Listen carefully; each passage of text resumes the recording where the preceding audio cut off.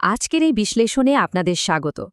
আজ আমরা ডোনাল্ড ট্রাম্পের সেই বিখ্যাত চীন সফরের সময়কার নাটকীয় কিছু ভূ-রাজনৈতিক সমীকরণ নিয়ে কথা বলবো, যেখানে এক নতুন বৈশ্বিক ক্ষমতার লড়াই স্পষ্টভাবে ফুটে উঠেছিল। চলুন দেরি না করে সরাসরি মূল বিষয়ে প্রবেশ করা যাক। ভাবুন তো, আমেরিকা একটি পতনশীল শক্তি, সরাসরি আমেরিকান ডেলিগেশনের মুখের ওপর চীনার নেতৃত্বের এমন একটা মন্তব্য। বুঝতেই পারছেন আধুনিক ক্ষমতার লড়াইটা ঠিক কতটা গভীরে পৌঁছেছে। কিভাবে দুটি পরাশক্তির মাঝে স্নায়ুযুদ্ধ চলছে, এই কথাটি যেন তারই একটা প্রারম্ভিক সুর। আর তাই আজকের এই পুরো আলোচনাকে আমরা মূলত 4 ভাগে ভাগ করেছি। প্রথমে মার্কিন চীন ক্ষমতার খেলা, এরপর থিওসিডিডেস ট্র্যাপ, তারপর ছায়া জ্বালানি যুদ্ধ এবং শেষে ভারতের কৌশলগত চাল। এই রূপরেখা ধরে আমরা দেখব কিভাবে সামান্য একটি কূটনৈতিক অঙ্গভঙ্গি ধীরে ধীরে অর্থনৈতিক যুদ্ধের রূপ নেয়। তো চলুন প্রথম ভাগটা দিয়ে শুরু করা যাক, মার্কিন চীন ক্ষমতার খেলা। আর এই কূটনৈতিক লড়াইয়ের শুরুটা হয়েছিল একেবারে এয়ারপোর্টের টার্মিনাকে। মজার ব্যাপার কি জানেন? ঐতিহ্যগতভাবে আমেরিকা কিন্তু পুতিনের মতো বিদেশি নেতাদের সম্মান জানাতে খোদ বিমানবন্দরে অভ্যর্থনা জানায়, কিন্তু চীন এখানে পুরোপুরি প্রোটোকল ভেঙে ফেলল। তারা ট্রাম্পকে সরাসরি শি জিনপিংয়ের কাছে যেতে বাধ্য করল। মানে দৃশ্যগতভাবেই তারা একটা আধিপত্য প্রতিষ্ঠার চেষ্টা করল এবং বুঝিয়ে দিল যে বসের আসনে আসলে কে বসে আছে। তবে এর জবাবে আমেরিকা যে পাল্টা চালটা দিল, সেটা ছিল দেখার মতো। ট্রাম্প কিন্তু তার সাথে কোনো হেভিওয়েট কূটনীতিক নিয়ে যাননি, বরং নিয়ে গেলেন ইলন মাস্ক, কিম কুক আর বোয়িং বা গোল্ডম্যান স্যাক্সের মতো বিশাল সব কোম্পানি সিইওদের। এর পেছনের প্রচ্ছন্ন বার্তাটা একদম পরিষ্কার। আমেরিকার সাথে শত্রুতা করার মানেই হল এত বড় বড় কর্পোরেট পার্টনারশিপ এক নিমেষে হারিয়ে ফেলা। অবশ্য চীনও ছেড়ে দেওয়ার পাত্র নয়। তারা সাথে সাথে পাল্টা চাপ সৃষ্টি করল। কিভাবে?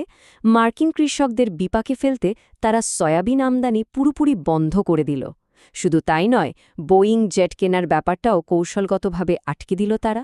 এমনকি তাইওয়ানের টিএসএমসির মাধ্যমে চিপের যে আধিপত্য, সেটাকেও দারুণভাবে কাজে লাগাল।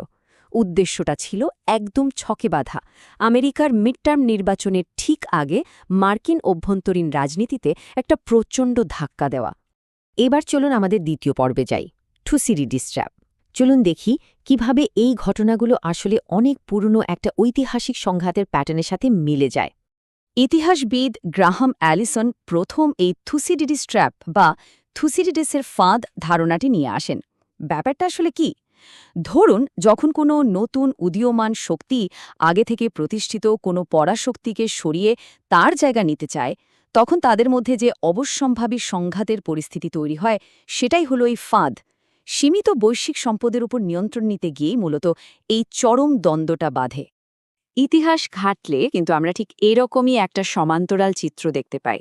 প্রাচীনকালে যেমন প্রতিষ্ঠিত শক্তি স্পার্টার সাথে উদীয়মান শক্তি অ্যাথেন্সের পেলোপোনেশিয়ান যুদ্ধ হয়েছিল, সেই যুদ্ধে পুরো গ্রিস ধ্বংস হয়েছিল ঠিকই, কিন্তু দিন শেষে কোনো পরিষ্কার বিজয়ী ছিল না। ঠিক একইভাবে আজ আমেরিকার সাথে চীনের এই দ্বন্দ্ব আমাদের আধুনিক বিশ্বকে দুটি ভিন্ন আর প্রতিযোগী ব্লকে ভাগ করে ফেলার একটা বিশাল ঝুঁকি তৈরি করছে। আজকের দিনে দাঁড়িয়ে এই ফাঁদটা কেন এত বেশি জটিল তা বুঝতে শুধু এই বিশাল সংখ্যাটার দিকে একটু খেয়াল করুন, ৭০। হ্যাঁ, চীন কিন্তু সারা বিশ্বের ৭০% রেয়ার আর্থ মিনারেল বা বিরল খনিজ উত্তোলন একাই নিয়ন্ত্রণ করে। আর আসল টুইস্টটা হলো, মার্কিন যুক্তরাষ্ট্রের অত্যাধুনিক মিসাইল প্রযুক্তির জন্য এই খনিজগুলো একদম অপরিহার্য। মানে বুঝতেই পারছেন, চাইলেই আমেরিকা সরাসরি কোনো সংঘাতে জড়াতে পারবে না। এই পর্যায়ে আমরা আমাদের তৃতীয় অংশে প্রবেশ করছি, ছায়া জ্বালানি যুদ্ধ।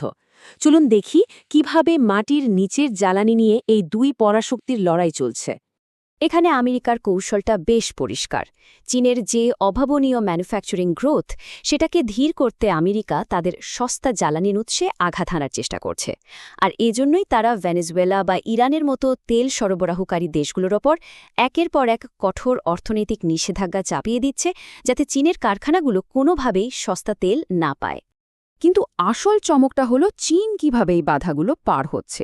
চীন খুবই চতুরতার সাথে ছোট ছোট আঞ্চলিক শোধনাগার বা যাকে বলে টিপেট রিফাইনারি সেগুলো ব্যবহার করে এই নিষেধাজ্ঞাগুলো এড়িয়ে যাচ্ছে।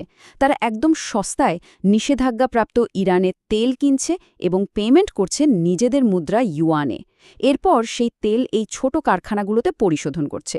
এর ফলে কি হচ্ছে জানেন, চীনের বড় বড় রাষ্ট্রায়ত্ত কোম্পানিগুলো মার্কিন ডলারের নিষেধাজ্ঞার হাত থেকে পুরোপুরি বেঁচে যাচ্ছে। মাস্টার স্ট্রোক, তাই না?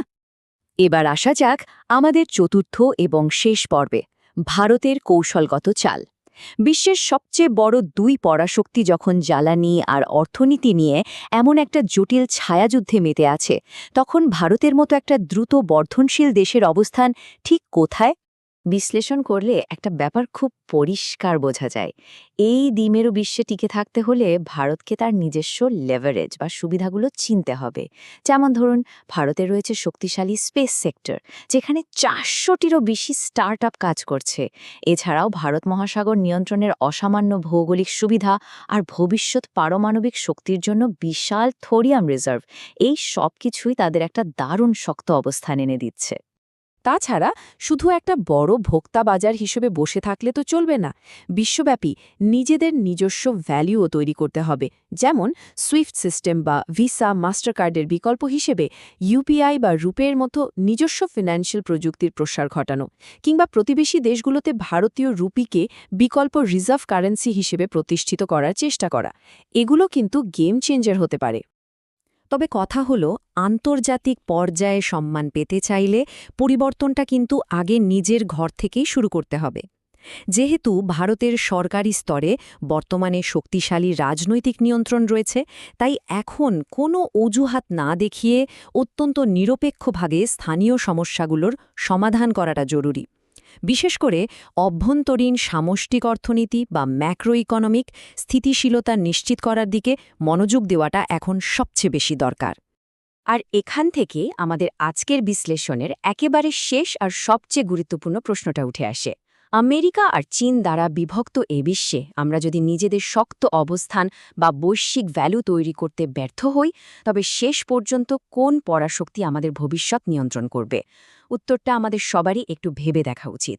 আশা করি আজকের এই আলোচনা এই বৈশ্বিক সমীকরণগুলো আপনাদের নতুন করে ভাবতে সাহায্য করবে।